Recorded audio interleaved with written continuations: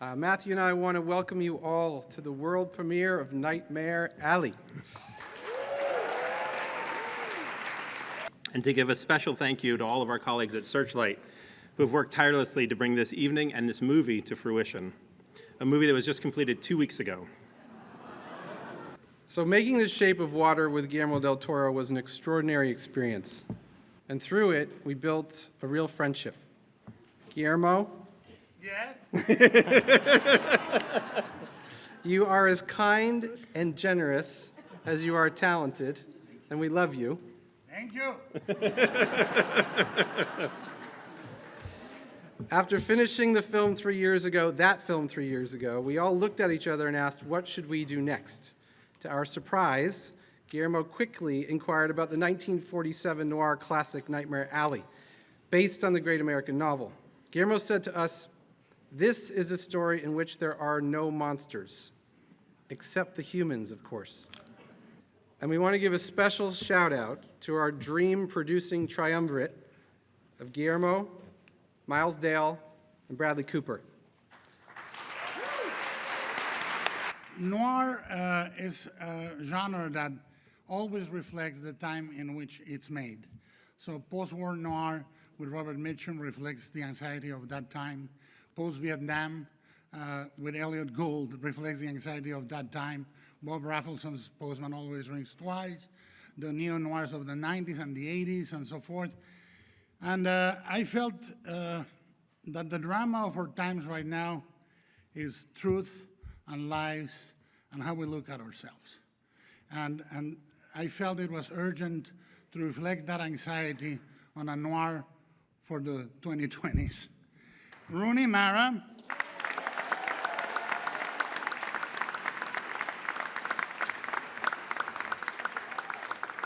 and not here, and some of them here, but not here because of quarantine, COVID, vaccination cards, or whatever it is, but very much present in our hearts. Willem Dafoe.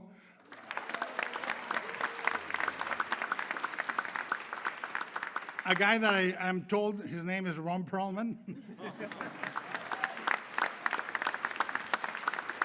Cate Blanchett. Toni Collette. And Mary Steenburgen. Many, many years ago, in 92, 93, I don't recall it, many pounds ago, Ron Perlman said we should try and adapt this. We were talking about Elmer Gantry. And he was talking about the beautiful job Burt Lancaster does. And Ron does a pretty mean Burt Lancaster imitation. And then he said, I would love to play a character. Again, the only other character that has those sort of spiritual, charlatan, charming, carny guy, he said, or tent revival is this character Stanton Carlyle on Nightmare Alley. And I read the book, then watched the movie in that order. I thought the book was fascinating. We, of course, Ron turned out to know as much about the movie business as I did at 28. And we went to Fox, and Fox said, it's a library title, get away from here. They didn't validate our parking even. and then many, many years later, the novel stayed in my mind, and many years later, Kim and I were looking for something to do together, and Kim said, what about Nightmare Alley?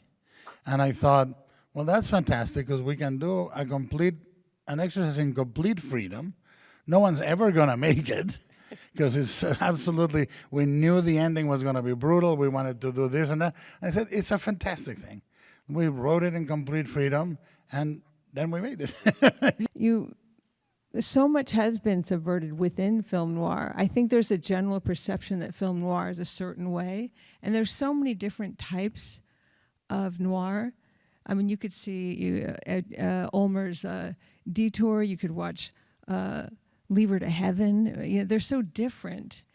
I mean, it's just the work you put in to believe that you're the character, right? And I just had the blessing of being able to work with so many incredible actors in this movie and I had the luxury of some time to prep. And then, you just put all the work in and just hope that something occurs, and then you can just receive it, and then Stan just is there, and then you can just sort of react to all these wonderful people.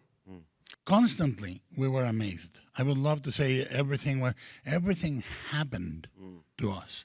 And that's the miracle. I'm 57, and this movie revealed to me things and ways of making film that I didn't know.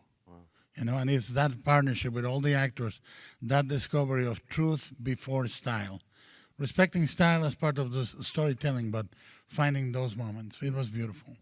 You know, my first point of connection was obviously wanting to work with Guillermo. And so when he comes to you with anything, you say yes. And then the character is secondary in a way to the experience of working with him. Well, one gets what they want, don't they? And it ain't me. Really? Who? Which one? I think you might get what you know. You live.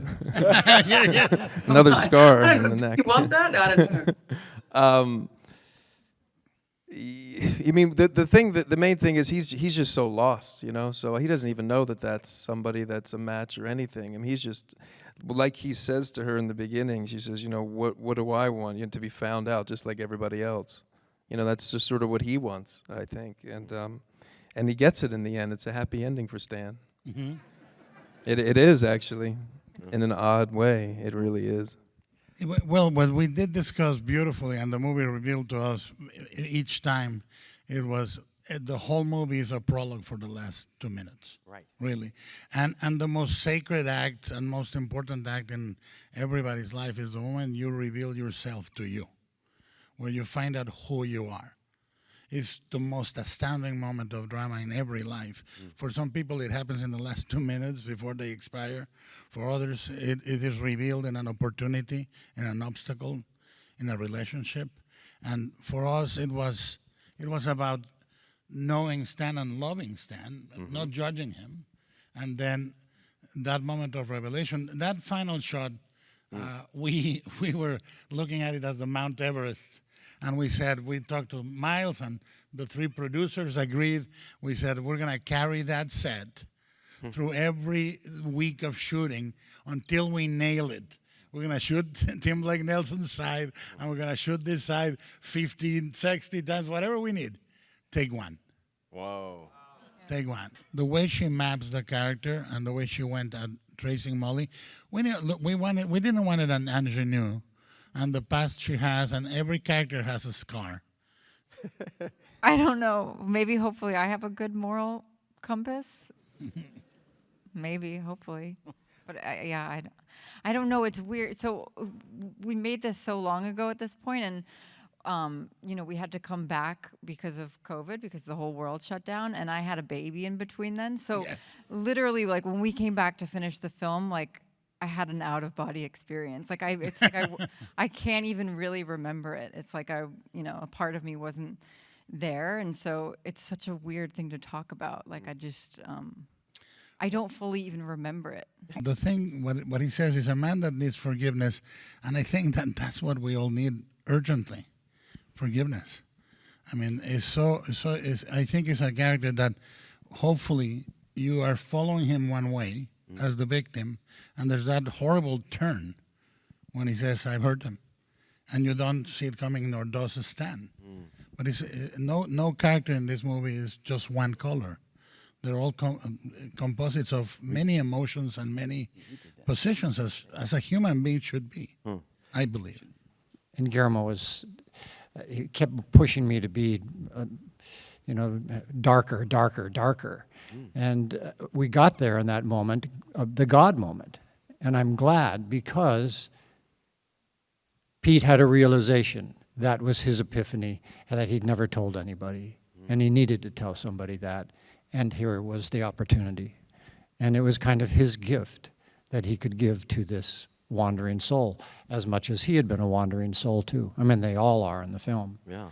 And there's an interdependency in that family community. No, but we did discuss discussed what is her final monologue, and we said this is her final monologue. Just shut up. Yeah. Yeah. Have you done a screen slap before, Rooney? Yeah, I'm sure. I think probably a couple of times. And have you received one like hers? Well, I mean, she really hit me. Yeah, that was a real hit. Really? But you know the thing that More than one take. the thing that you asked. That was the first take. That was the first take. Yeah, and it was brutal. It was absolutely. I was like, no, just hit me. Bam! Just hit me. Bam. And we didn't have to use any additional sound design in there. But one thing we knew, and this is something we did discuss about film noir from the beginning, is we said all the women will not only survive stand but thrive after. Yeah. When the material's great, when you know your American term scene partner is amazing, then that's the fun. And you're working with one of the world's most inventive and unique cinematic voices. And I mean, God, when I saw the movie, it was like such a relief to be watching cinema again. You know, like we see a lot of things screen big, but it's not necessarily cinema. And you could feel that, you know, the production design and the costume design and how the meticulous, the art direction, you know, all of that was there. And so often what you have to do as an actor is you have to suspend disbelief. But right from the beginning, and all of those of you, you know, the actors who were in the carnival can speak to this much more than me, but just seeing the way that had all been realized, it was all there for you. Like the way the carnival was set up, Guillermo, that you could actually move through it. I mean, you guys kind of got to live it. And I had that experience in the office with Bradley.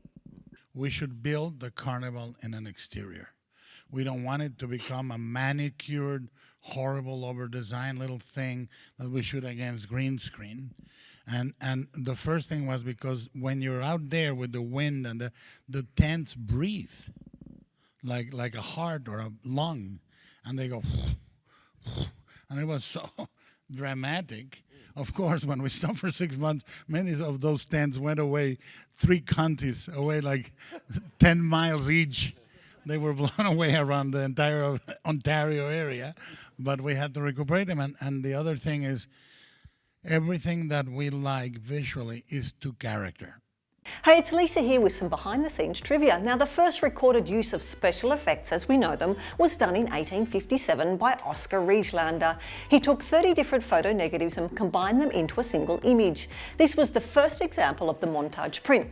Now, if you haven't already done it, remember to click here below to subscribe or on the side for more great content.